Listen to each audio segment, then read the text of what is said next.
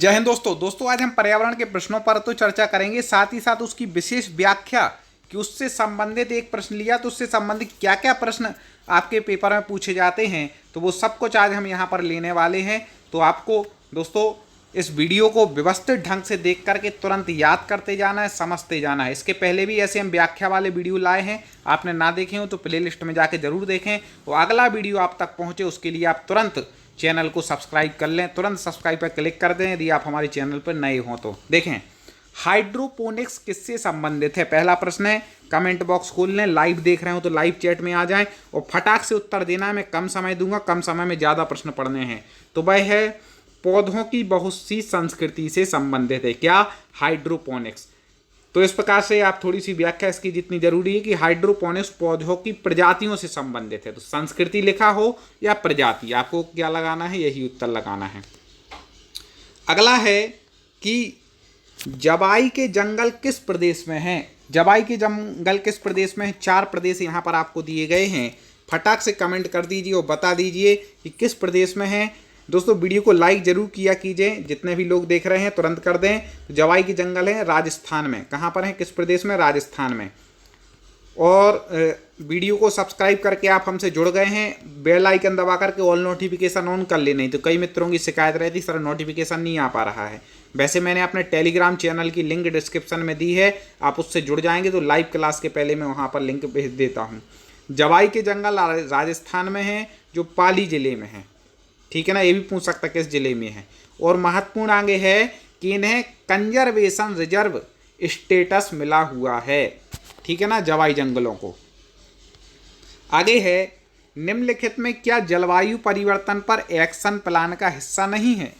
जलवायु परिवर्तन पर एक्शन प्लान का हिस्सा क्या नहीं है, जल्दी से बता दीजिए। तो वह है प्रदूषण नियंत्रण के लिए राष्ट्रीय मिशन। ये जलवायु परिवर्तन का एक्शन प्लान का हिस्सा नहीं है। बाकी कौन कौन सा ये भी पूछ लेता है। राष्ट्रीय जल मिशन है, ठीक है ना, जलवायु एक्शन प्लान का। सतत कृषि के लिए राष्ट्रीय मिशन है और सतत आवास के लिए राष्ट्रीय मिशन है। ठीक है ना। तो प्रदूषण नियंत्रण के मिशन के लिए जलवायु परिवर्तन पर एक्शन प्लान का हिस्सा नहीं है। ग्रीन इकोनॉमी किसके नेतृत्व में है।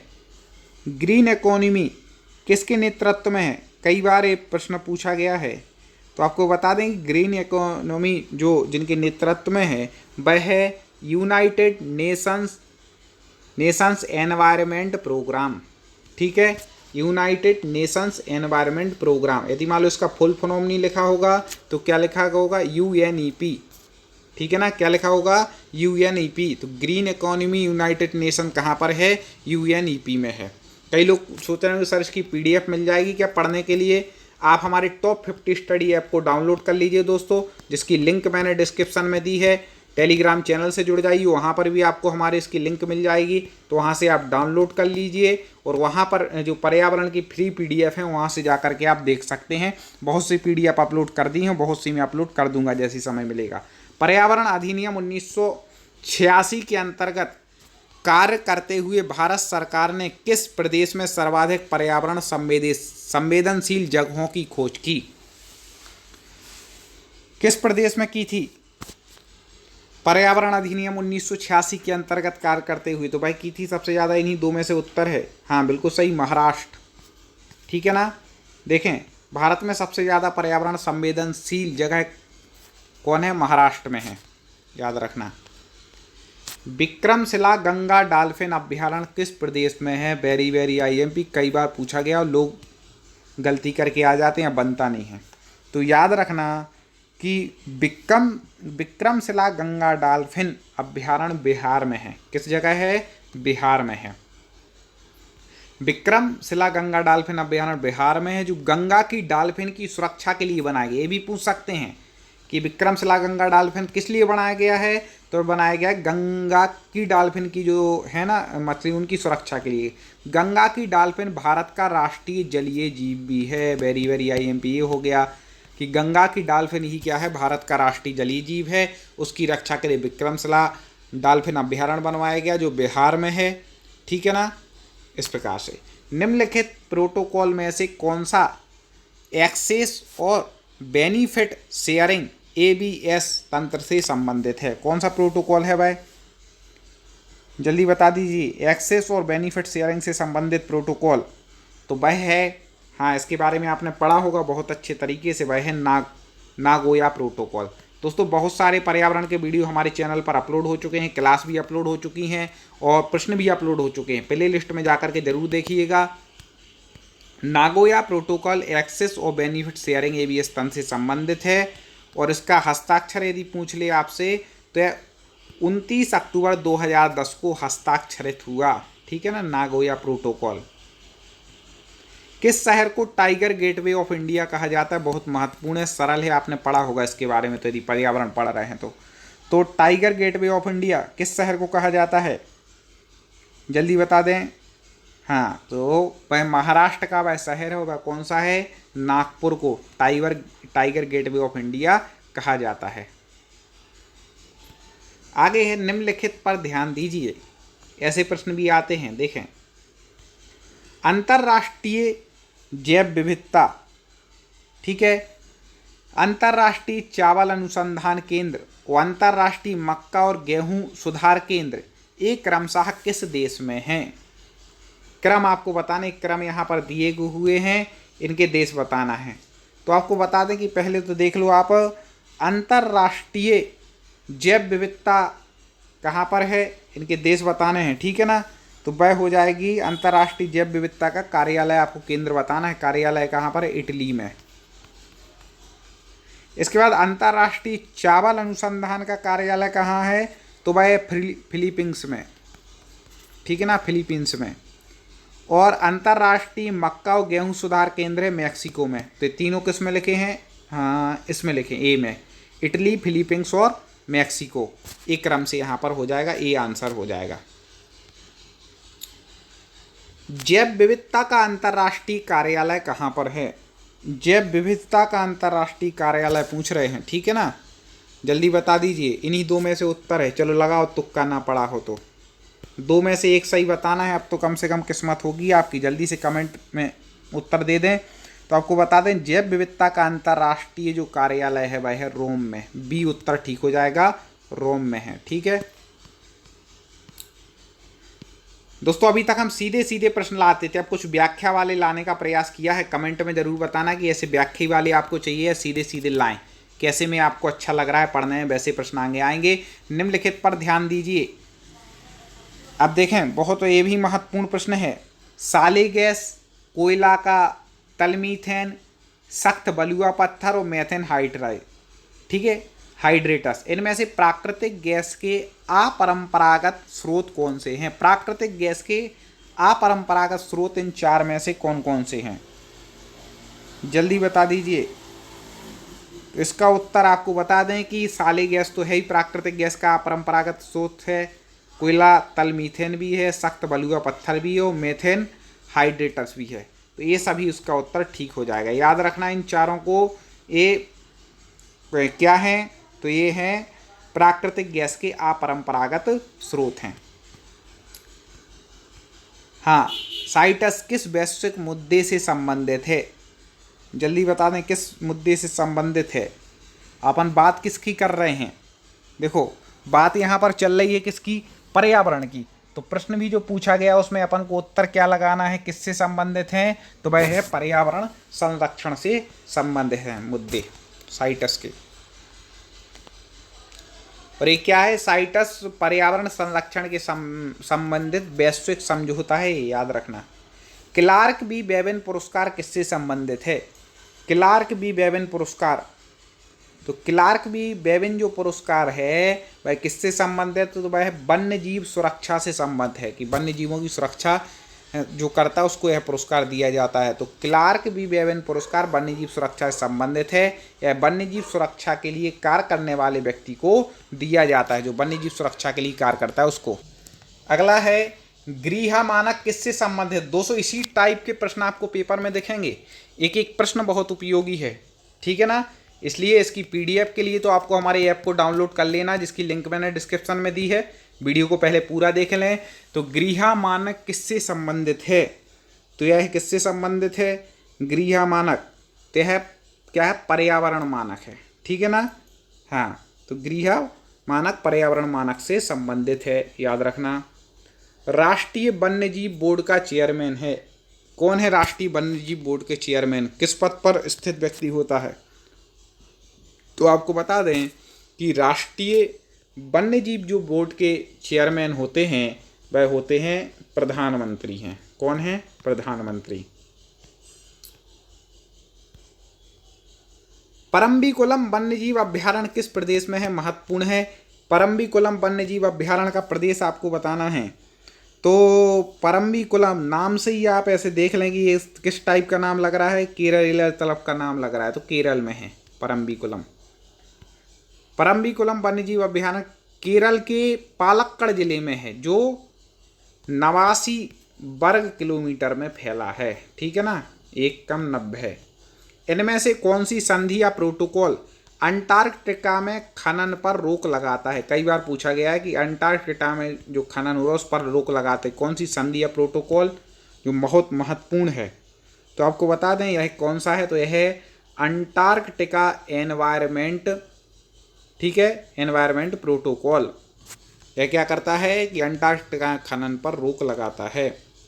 अंटार्कटिका एनवायरमेंट प्रोटोकॉल अंटार्कटिका में खनन पर रोक लगाता है। ठीक है, चलिए आप जुड़ तो गए होंगे सब्सक्राइब करके, आगे बढ़ जाते हैं। भारत का पहला समुद्री राष्ट्रीय उद्यान कौन सा है?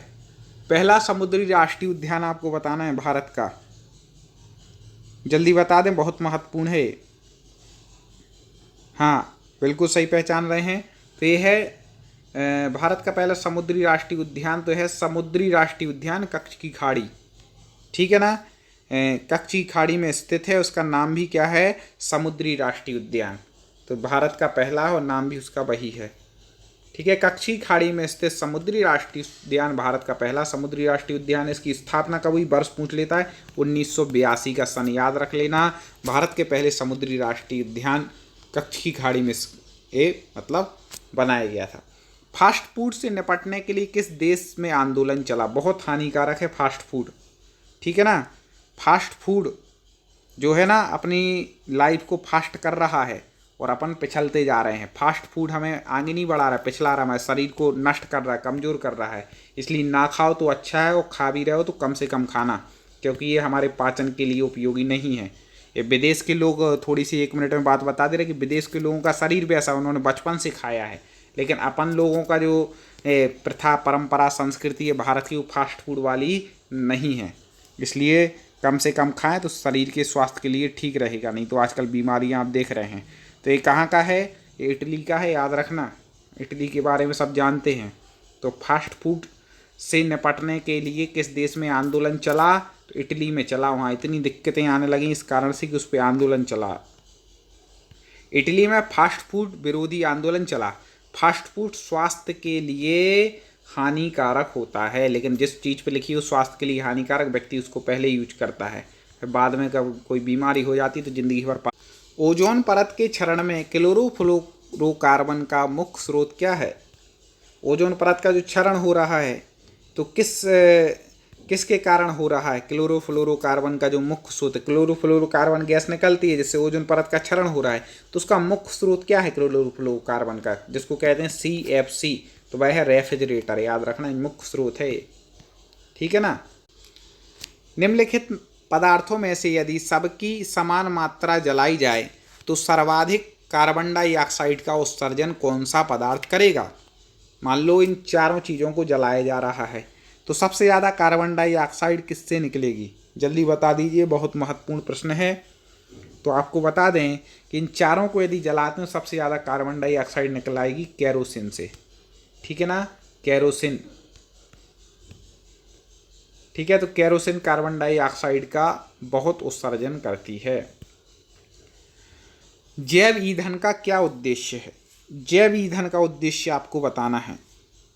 वनों की कटाई और मिट्टी का क्षरण का मुकाबला करने के लिए नहीं, दुनिया को बेहतर खाद्य सुरक्षा प्रदान करने के लिए, ये भी जैव ईंधन का उद्देश्य नहीं है। ठीक है ना, तो फिर क्या है भाई? जैव विविधता को संरक्षित करना, ये भी नहीं है। तो इनमें से कोई नहीं, इसका उत्तर ठीक हो जाएगा। आगे है ओजोन डे मनाने की घोषणा किस प्रोटोकॉल में हुई? महत्वपूर्ण प्रश्न है। ओजोन डे जो मनाया जाता है तो उसको मनाने की घोषणा ठीक है ना। 16 सितंबर को मनाया जाता है। कहीं पूछ ले कि ओजोन डे कब मनाया जाता है, पहले भी जो अभ्यास प्रश्न लाया था प्रैक्टिस सेट, उसमें आपको बताया था कि ओजोन डे 16 सितंबर को मनाया जाता है। आपने वो ना देखे हो तो प्ले लिस्ट में जाके पर्यावरण की प्ले लिस्ट में जाके जरूर देख लेना। तो 16 सितंबर को मनाया जाता है। लेकिन किस प्रोटोकॉल में इसकी घोषणा हुई, तो वह हुई थी मॉन्ट्रियल प्रोटोकॉल 1987। ठीक है ना, 1987 में प्रोटोकॉल हुआ था। ये भी है वर्ल्ड ओजोन डे या विश्व ओजोन दिवस 16 सितंबर को मनाया जाता है। इसकी घोषणा मॉन्ट्रियल प्रोटोकॉल 1987 में हुई थी। 2-3 प्रश्न से संबंधित जो आते हैं सब कंप्लीट हो गया, इसलिए कुछ व्याख्या वाले भी ला रहे। यहाँ पर 3 प्रश्न हो गए, एक सन पूछ ले तो, एक प्रोटोकॉल पूछ ले तो, और एक पूछ ले किस दिन, तो वो भी आप पे बन जाएगा। राष्ट्रीय हरित कोर का क्या उद्देश्य है? राष्ट्रीय हरित कोर का उद्देश्य आपको बताना है, जल्दी बता दें। राष्ट्रीय हरित कोर का उद्देश्य क्या है? तो राष्ट्रीय हरित कोर का उद्देश्य है कि युवाओं को पर्यावरण और पारिस्थितिकी के बारे में बताना, जो बहुत ज़रूरी है।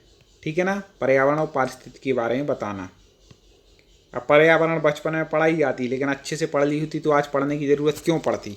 ठीक है ना, बचपन में अच्छे से नहीं पढ़ी, इसलिए आज पढ़ने की ज़रूरत पड़ रही। सब कुछ भूल गए बचपन का पढ़ा। माधव गाइडगिल पैनल ने किस क्षेत्र को पारिस्थितिक रूप से महत्वपूर्ण क्षेत्र घोषित करने का सुझाव दिया है? जल्दी बता दें। माधव गाइडगिल पैनल ने किस क्षेत्र को पारिस्थितिक रूप से महत्वपूर्ण क्षेत्र घोषित करने का सुझाव दिया है? तो वह उन्होंने दिया है किस क्षेत्र को? पश्चिमी घाट को। इसके बारे में थोड़ा समझते हैं। तो माधव गाइडगिल पैनल ने मई 2011 में पश्चिमी घाट को पारिस्थितिक रूप से महत्वपूर्ण क्षेत्र घोषित करने का सुझाव दिया था। सन पूछ ले तो 2011। चेंचू जनजाति किस क्षेत्र में वन्यजीव की सुरक्षा से संबंधित है? चेंचू जनजाति किस क्षेत्र में वन्यजीव की सुरक्षा से संबंधित है? ये 4 क्षेत्र यहाँ पर दिए हुए हैं, जल्दी बता दें। तो इसका उत्तर हो जाएगा, वह है चेंचू जो जनजाति है वह है नागार्जुन, श्रीशैलम, आंध्र प्रदेश। ठीक है ना, यहाँ के जो वन्यजीव हैं उनकी सुरक्षा से संबंधित है। पर्यावरण मंत्रालय के बयान के अनुसार चेंचू जनजाति आंध्र प्रदेश के नागार्जुनम श्रीशैलम क्षेत्र में वन्यजीव के संरक्षण से संबंधित है। चेंचू जनजाति दक्षिण भारत की सबसे बड़ी जनजाति है, याद रखना। दक्षिण भारत की सबसे बड़ी जनजाति कौन है? चेंचू। चेंचू जनजाति की चेंचू भाषा बोलती है, भाषा भी इनकी क्या है? चेंचू है, भी याद रखना। पर्यावरण लेखांकन क्या है? कई बार पूछा गया प्रश्न है, पर्यावरण लेखांकन क्या है? फटाक से कमेंट कर दें, ABCD आपको बताना है। तो पर्यावरण लेखांकन है, यह पर्यावरण या प्राकृतिक संसाधनों की खपत को मापने के लिए एक विधि है। ठीक है ना, कि कितनी खपत हो रही, इसी को पर्यावरण लेखांकन कहा है। पर्यावरण लेखांकन को दूसरा हरित लेखांकन भी कहते हैं, ये भी याद रखना। हरित लेखांकन आ जाए तो कंफ्यूज नहीं होना। बिली अर्जन सिंह का नाम किस राष्ट्रीय उद्यान से संबंधित है? बिली अर्जन सिंह का नाम किस राष्ट्रीय उद्यान से संबंधित है? तो आपको बता दें, इनका जो नाम है वह कहाँ से संबंधित है? दुधवा राष्ट्रीय उद्यान से। ठीक है ना, दुधवा राष्ट्रीय उद्यान से संबंधित है बिली अर्जन सिंह का नाम।